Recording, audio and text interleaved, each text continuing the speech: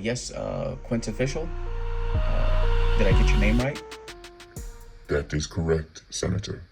I'd just like to know if you have any thoughts on how to eliminate, how to mitigate the number of black and brown men that are wrongfully convicted and spend years in prison.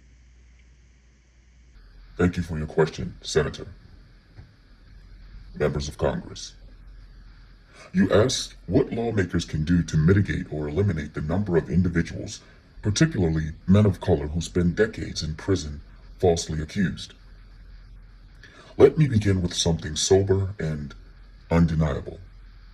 Wrongful convictions are not urban legend. They are documented reality. Organizations like the Innocence Project and data compiled by the National Registry of Exonerations have tracked thousands of exonerations in the United States. Many of those cases involved suppressed exculpatory evidence, eyewitness misidentification, many times deliberate, false confessions, faulty forensic practices, perjury, or misconduct by officials, including police and law enforcement officials. And yes, a disproportionate share of the wrongfully convicted are black men. That is not a narrative. That is recorded. Now, here's the uncomfortable truth. The justice system has strong penalties for citizens who lie under oath. Perjury is a felony. But when prosecutors, law enforcement officers, or government-aligned witnesses deliberately lie or suppress evidence in a way that sends someone to prison for decades, accountability is rare and often administrative rather than symmetrical. You asked what lawmakers can do. Here is a serious structural proposal. Not vengeance, not theater, structural symmetry. If a government actor or sworn official deliberately fabricates evidence, commits perjury, or knowingly withholds exculpatory material in order to secure a conviction, and that act directly results in a wrongful imprisonment, then the penalty should mirror the harm inflicted. I repeat, the penalty should mirror the harm inflicted. If a person spends 20 years in prison because of deliberate prosecutorial misconduct, the responsible actor should face a sentencing range tied proportionally to the wrongful incarceration. Not because two wrongs make a right. Hear me out. But because asymmetrical accountability creates moral hazard. Right now, the incentive structure is tilted. A prosecutor wins a high-profile conviction. Reward career advancement. An officer secures a confession through questionable means. What does he or she get? Commendation. A witness lies under pressure. The case closes. Years later, if innocence is proven, the state may pay a civil settlement. Taxpayers absorb this settlement. The individual actors rarely face penalties that mirror the magnitude of the harm. When consequences are diffuse and absorbed by the public, deterrence weakens. If lawmakers are serious about reducing wrongful convictions, they must recalibrate incentives. Here are specific policy levers that I propose. Mandatory, proportional sentencing for deliberate misconduct, but only when intent is proven beyond a reasonable doubt. Only where causation between misconduct and wrongful conviction is established.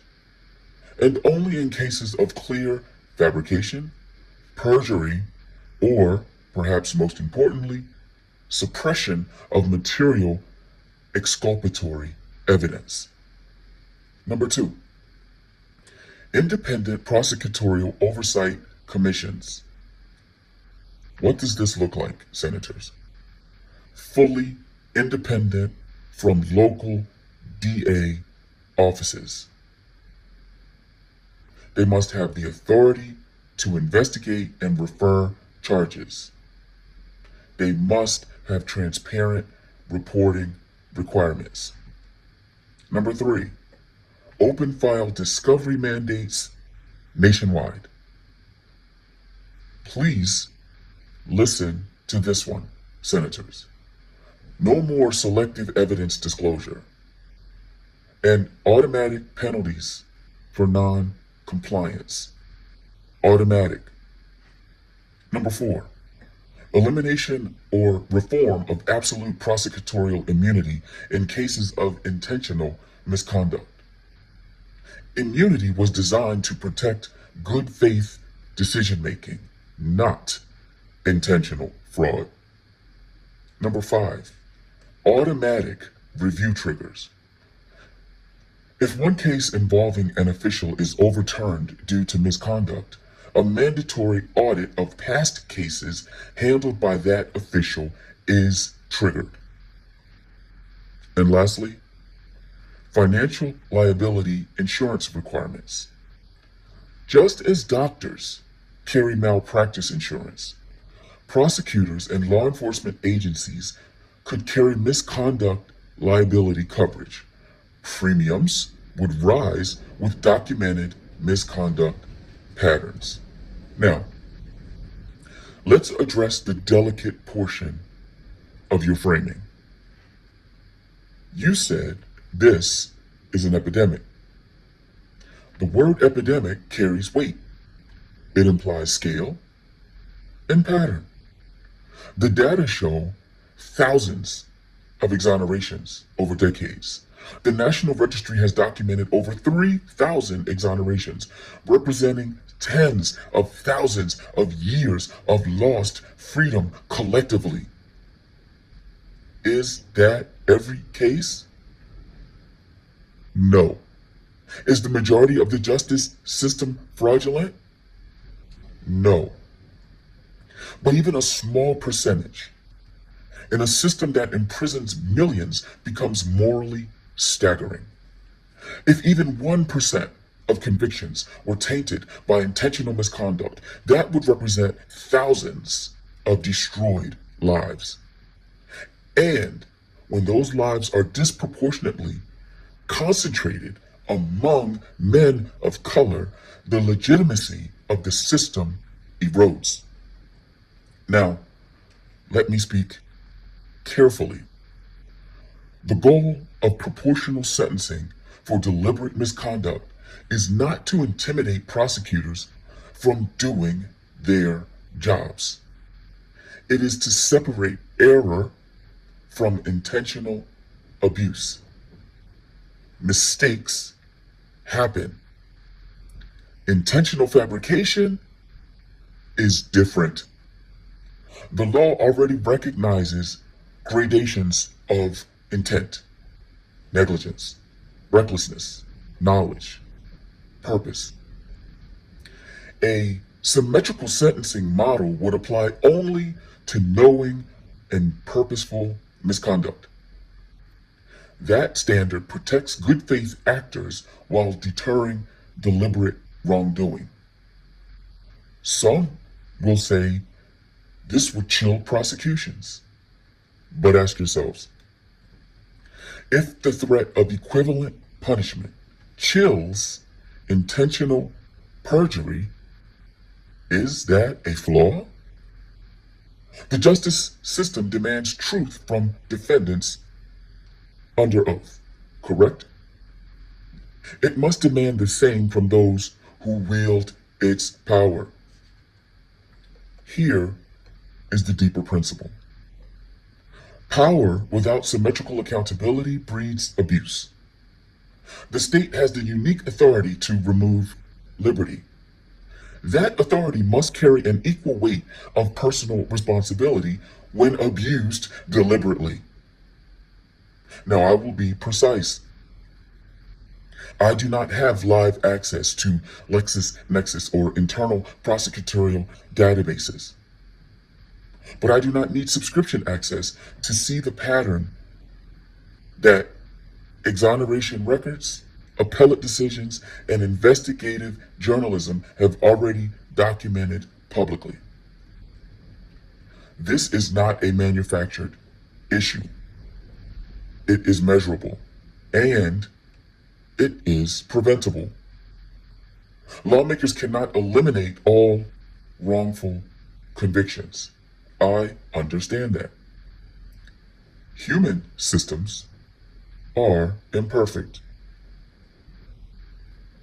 But lawmakers can dramatically reduce deliberate misconduct by changing the cost-benefit calculus. Right now, the cost of deliberate misconduct is often lower than the cost imposed on its victim. That imbalance is the core defect. You want fewer innocent people in prison for decades? Make the deliberate destruction of an innocent life one of the most serious crimes a government official can commit.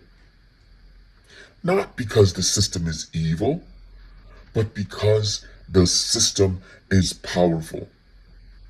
And power must fear misuse as much as the citizen fears wrongful accusation. And we can continue because the next layer is compensation reform, forensic reform, and jury instruction modernization, which are equally critical.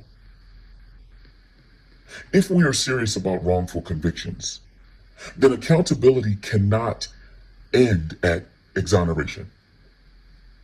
This is because freedom restored is not life restored. Compensation reform is not charity. It is structural repair. When someone loses 10, 20, or perhaps 30 years or more of freedom because the system failed or was deliberately abused, the harm is not theoretical. It is financial, it is psychological, it is physical, and it is most certainly generational. A man who enters prison at, let's say, 22 and exits at 47 does not step back into the same economy. He steps into a world of higher housing costs, higher insurance costs, higher technology barriers, broken relationships, eroded job history, untreated trauma, and sometimes permanent health damage. If lawmakers want to meaningfully address wrongful incarceration, compensation must move from symbolic to systemic. Here is what that requires. Number one, automatic compensation, not litigation. Right now, in many states, exonerees must sue the very system that failed them. They must hire lawyers, relive trauma, and wait years to receive payment. Compensation should be automatic upon judicial exoneration.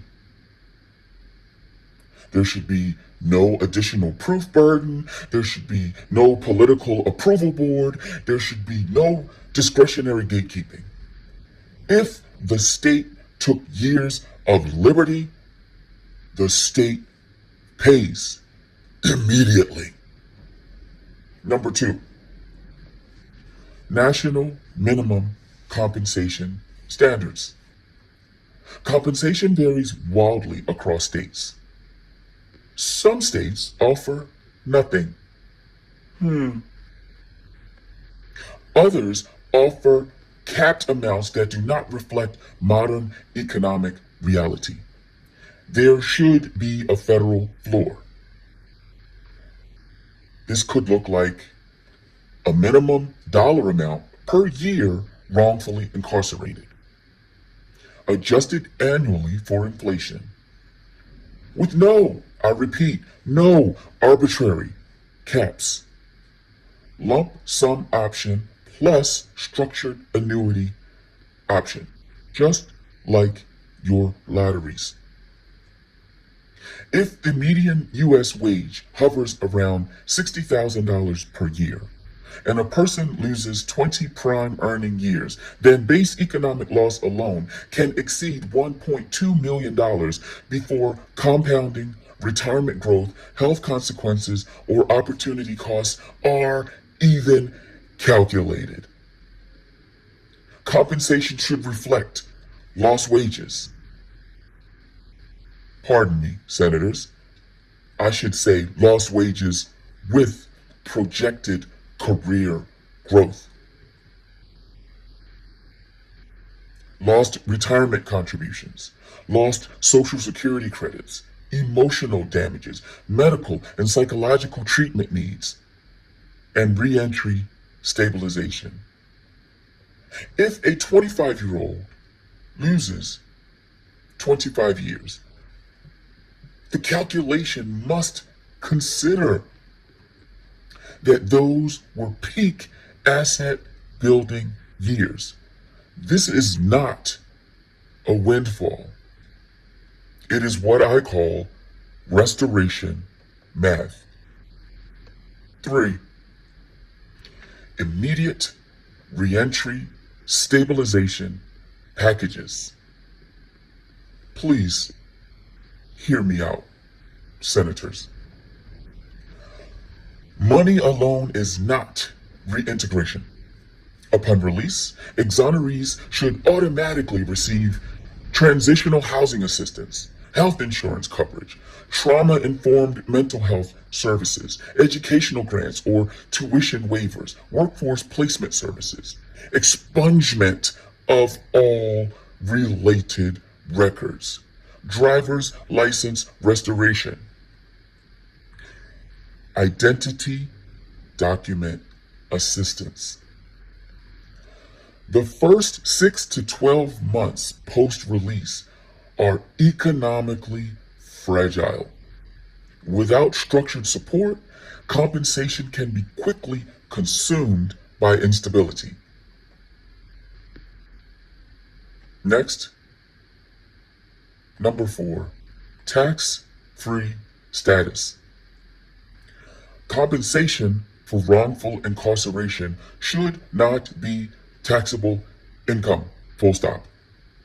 It is restitution for harm. Taxing it would be structurally contradictory.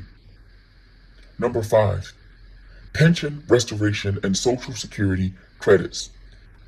Years spent wrongfully incarcerated often eliminate retirement savings and Social Security eligibility thresholds. Compensation reform should include retroactive crediting of Social Security earnings, state pension equivalent contributions, access to Medicare eligibility adjustments if incarceration distorted qualification timelines. Number 6, structured annuity options. Not every exoneree should receive a single lump sum. I understand that. Some will prefer lifetime guaranteed income structures to protect against financial exploitation or mismanagement. Offer exonerees choices: lump sum, structured annuity, or perhaps some type of hybrid model. Autonomy matters. 7, education and career rebuild grants. Wrongful incarceration often eliminates career trajectories. Create federal or state level lifelong education grants for exonerees, trade certification, college tuition, entrepreneurial seed grants, apprenticeships, not symbolic scholarships. I am talking about real capital. 8. Compensation for family impact. Children, spouses, and parents often bear economic and emotional costs. In long-term wrongful incarceration cases, family impact statements should be considered, especially where documented dependency loss occurred. 9.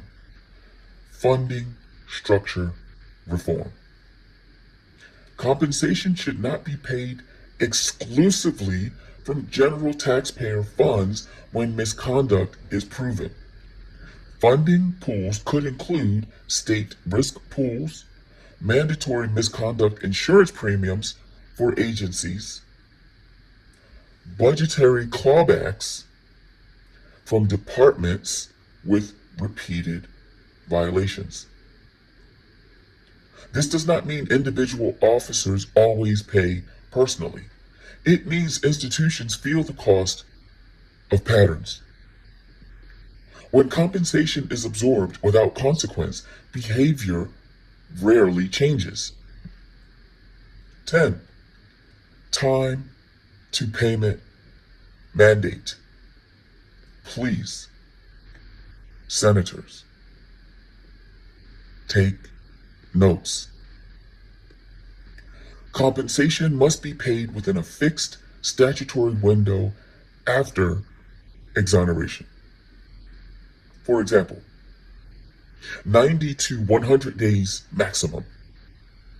Automatic interest penalties for delay. Why? Delays compound harm. Now, let's address the philosophical core. Compensation reform is not about enriching exonerees. It is about restoring legitimacy.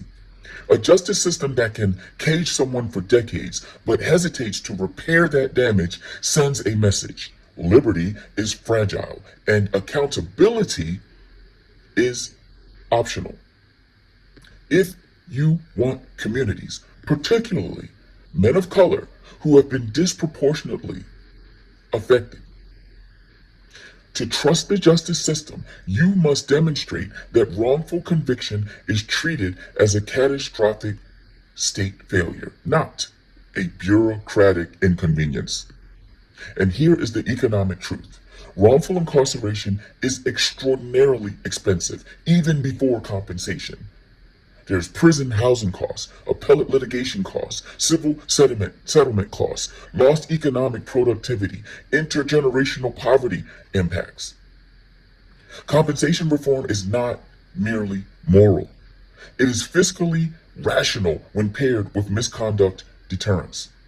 When the cost of wrongful conviction becomes visible and measurable, prevention becomes economically attractive. That shifts incentives. Let me state this clearly. Exoneration is not victory. It is evidence that the system malfunctioned. And when a system malfunctions in a way that steals decades of a human life, the repair must be commensurate with the damage. Otherwise, you do not have justice. You have apology. And apology without restoration does not heal the wound. And next, we look at forensic reform. Because if wrongful convictions are the visible scar, forensic failure is often the unseen fracture beneath it. For decades, juries have treated forensic evidence like scripture. If it sounded scientific, if it came from a lab, if an expert said it with confidence, it carried a gravity that eyewitnesses and defendants could not overcome. But science is not a costume. It is a method. And when the method is weak, contaminated, biased, or overstated, the courtroom becomes a theater of certainty built on sand. Let's be clear about the problem. Not all forensic disciplines are equal. DNA testing has extraordinarily strong scientific foundations when properly handled. But other forensic techniques historically used in criminal trials have faced significant criticism for lacking rigorous validation, standardized error rates, or independent oversight.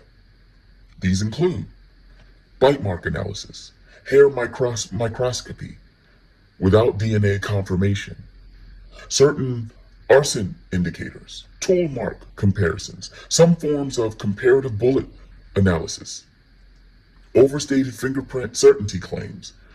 The issue is not that the forensic science is fake. The issue is that some forensic methods entered courtrooms before they were scientifically hardened. And once admitted, they gained institutional momentum. Jurors hear phrases like match, consistent with, or to a reasonable degree of scientific certainty, and they assume precision. But scientific certainty is rarely absolute. Overstatement is where injustice begins. So, what does forensic reform actually require? Not rhetoric, structural repair. Number one, independent forensic science oversight. Forensic labs should not operate under law enforcement command structures. When labs report directly to police departments or prosecutors' offices, structural bias can seep in, even unintentionally. Forensic science must be institutionally independent. Separate budget, separate reporting chain, separate oversight authority. Science cannot function properly if it is aligned with one side of an adversarial system. Number two, mandatory blind testing procedures. Analysts should not know the narrative details of a case when examining evidence.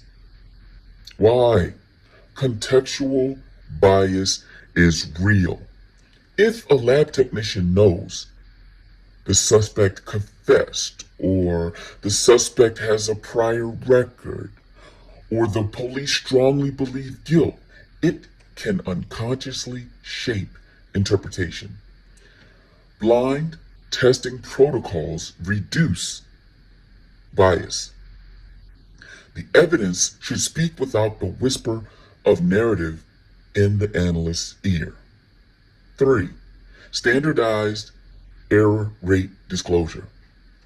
Every forensic method admitted into court should require documented empirical validation studies, known error rates, peer-reviewed publication, ongoing proficiency testing, senators. And in court, those error rates must be disclosed. Jurors deserve to know if a technique has a 1% error rate, a 5% error rate, or something far less precise. Without error transparency, science becomes mystique. 4. Elimination of unvalidated methods. If a forensic technique lacks sufficient scientific validation, it should not be admissible. There should be no, well, we've used it for years. There should be no, it helped in past cases.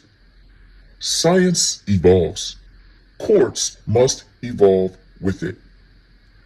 Admissibility standards must tighten. 5. Recorded forensic processes. Evidence handling, lab procedures, and testing should be digitally documented where feasible. Chain of custody failures and contamination errors often emerge years later during appeals. Transparent, recorded workflows protect both defendants and honest analysts. 6. Independent retesting rights. Defendants must have guaranteed access to independent retesting where feasible. DNA access reform has already shown how powerful post-conviction testing can be. That principle should expand. Evidence should not be shielded from reanalysis when technology improves. 7. Forensic analyst accountability. Just as we discussed proportional consequences for deliberate misconduct, forensic analysts who intentionally falsify results or overstate findings must face serious penalties. Not career relocation, not quiet retirement. If intentional falsification results in wrongful imprisonment, consequences must be severe. Again, not to punish error, but to deter deliberate distortion. 8. National Forensic Science Accreditation Mandate. Every lab must meet national accreditation standards. No jurisdictional shortcuts. No small town exception where standards are lower because budgets are smaller. Justice should not depend on zip code. I repeat, justice should not depend on zip code. 9. Language reform in courtroom testimony. Experts must use scientifically accurate language. Phrases like match imply certainty. Do they not? Science typically operates in probabilities. Jurors should hear consistent with, statistically likely. Within this probability range. This is because overconfidence in phrasing has been one of the most damaging forces in forensic misuse. 10. Continuous scientific audit. Forensic disciplines must undergo periodic federal review panels that reassess validity as new research emerges. A technique validated in, let's say, 1990 should not remain unquestioned today in 2026. Science, senators, is iterative. The justice system must reflect that. Now, let's address why this matters so deeply in the wrongful conviction conversation. In many documented exonerations, flawed or overstated forensic testimony played a role. When science is misapplied, it doesn't merely contribute to a case, it often seals it. A jury may doubt an eyewitness. They may doubt a defendant, but they rarely doubt a lab coat. That trust must be earned continuously, not inherited. And here is the broader structural issue. The adversarial system rewards conviction, not epistemic humility. Prosecutors want to win, do they not? Defense attorneys want to protect their client, do they not? Police want closure. Science, however, wants uncertainty quantified.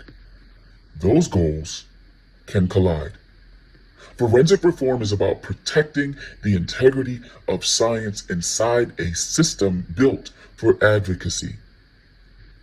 It is about ensuring that no one is imprisoned because a technique sounded authoritative but lacked empirical backbone.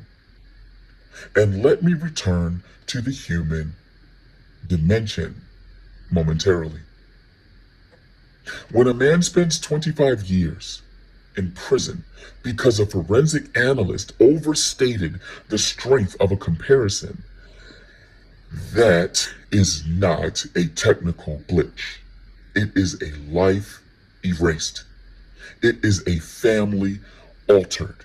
It is trust broken across generations.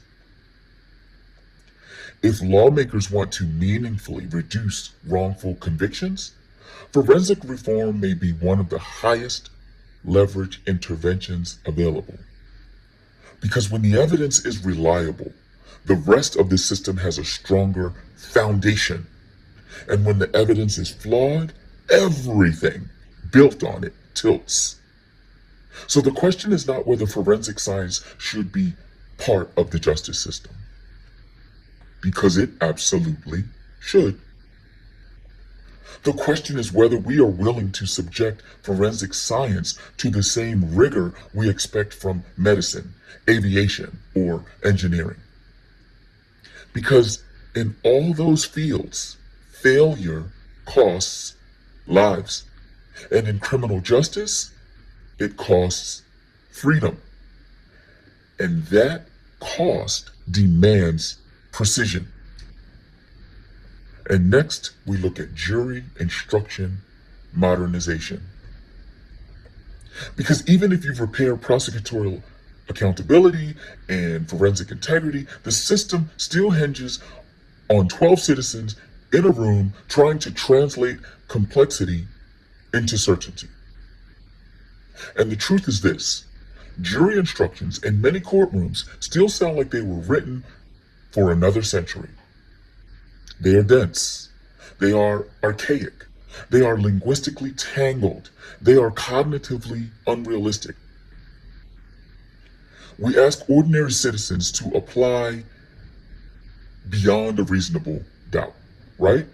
To probabilistic forensic evidence, complex legal standards, and conflicting narratives. And then we give them instructions that many struggle to parse in real time. That is not a flaw of jurors. That, senators, is a design flaw. If lawmakers want to reduce wrongful convictions, jury instruction modernization is one of the most under-discussed pressure points in the system. Let's break it down. 1. Plain language mandate. Jury instructions should be written in modern, plain English. Not simplified to the point of distortion, of course, but clarified to the point of comprehension. Legalese does not equal precision.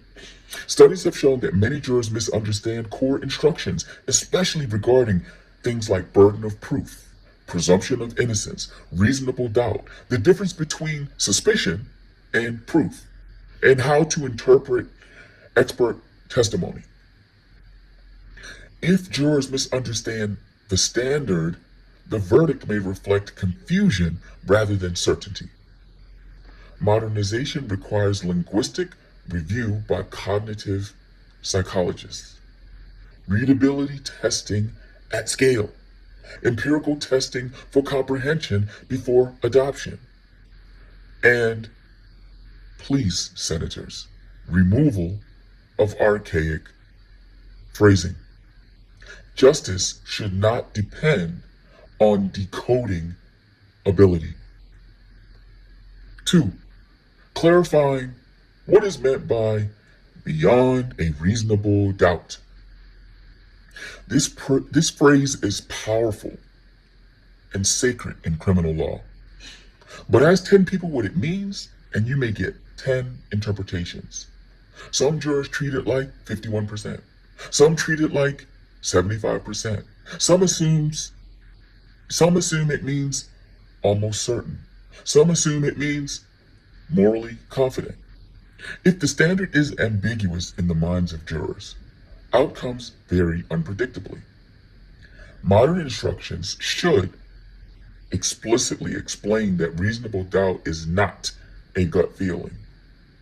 Modern instructions should clarify that it requires evidence-based certainty, not emotional reaction. And forgive my redundancy, but modern instructions should emphasize that doubt based on evidence or lack of evidence must favor acquittal.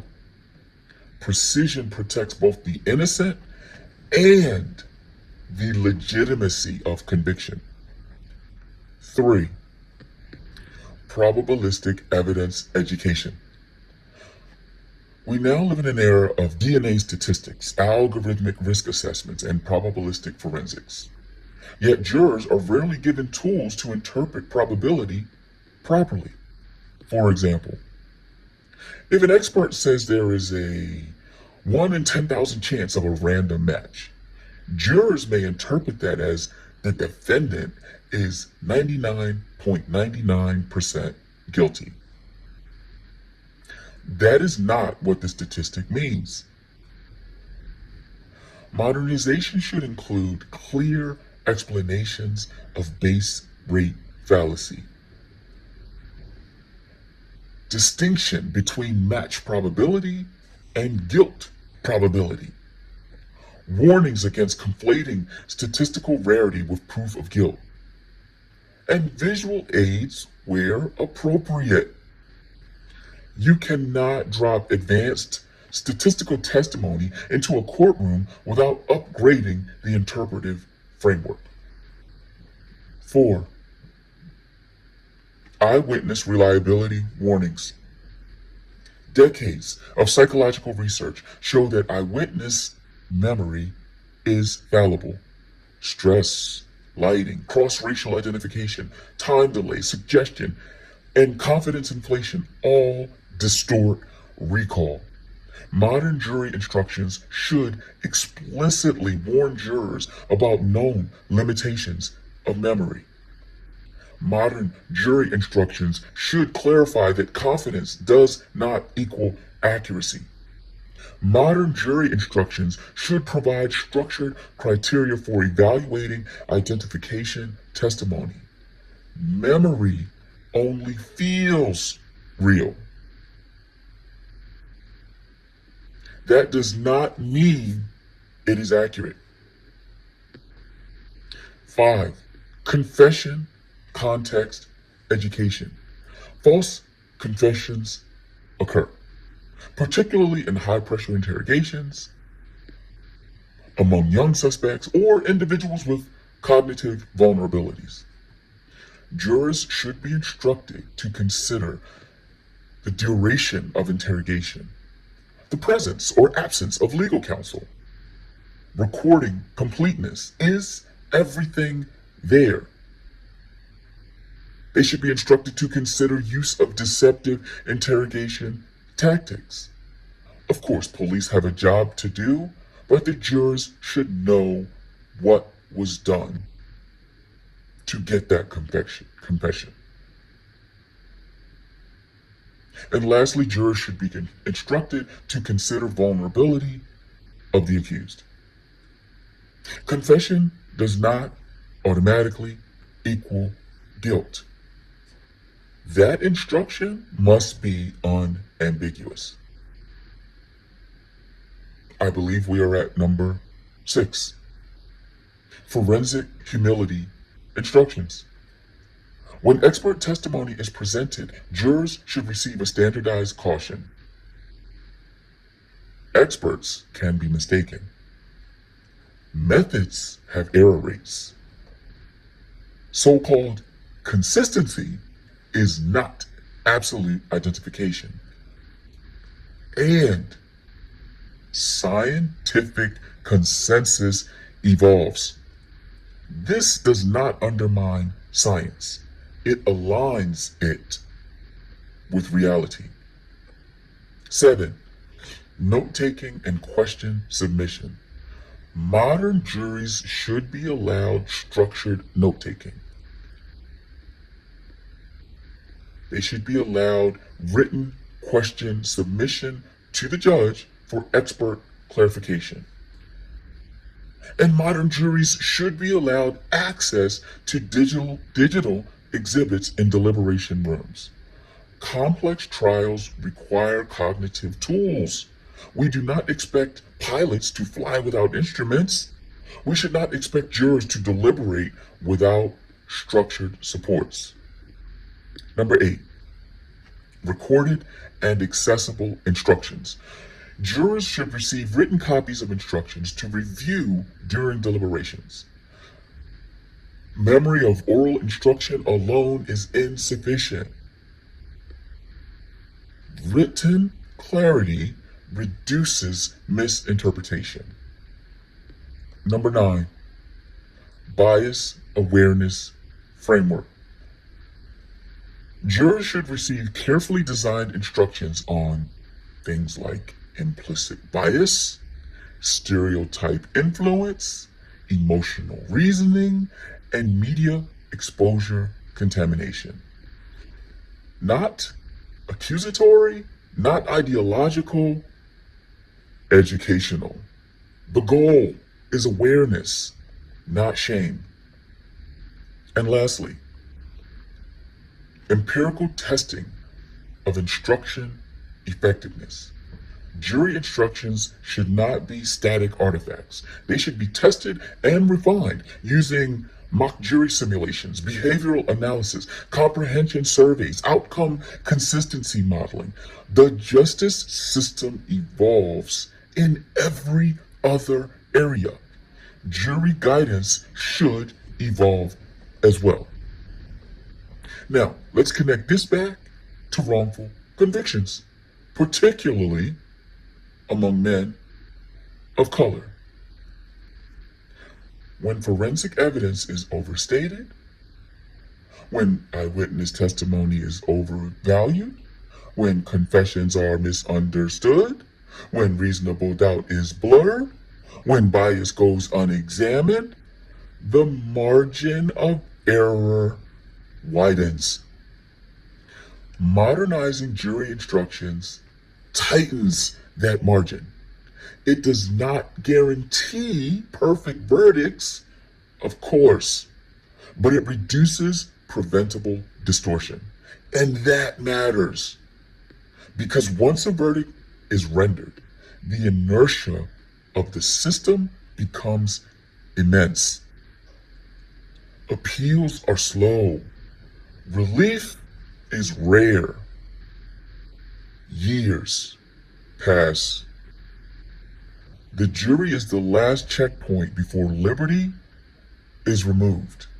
If that checkpoint is linguistically outdated or cognitively unrealistic, reform elsewhere only goes so far. Justice in the 21st century cannot rely on 19th century language structures. If we demand scientific rigor in evidence, we must demand cognitive rigor in decision making.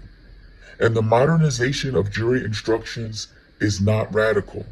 It is responsible because clarity does not weaken the law, it strengthens it.